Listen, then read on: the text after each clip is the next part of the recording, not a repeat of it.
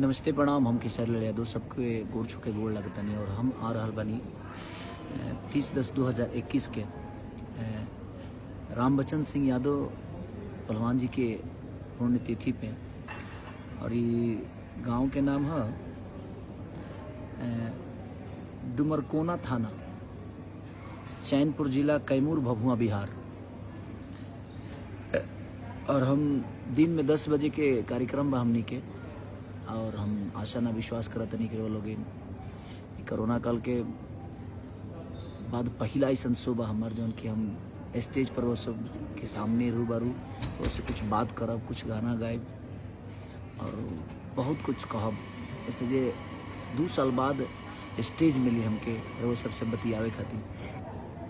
तो भभुआ जिला में, कैमूर, भभुआ, बिहार, डुमरकोना थाना, चैनपुर जिला, कैमूर, भभुआ, बिहार। और हमनी का आयोजन करता जौन बानी बब्बन सिंह यादव जी। तो वो लोग आई 30/10/2021 यानी काल।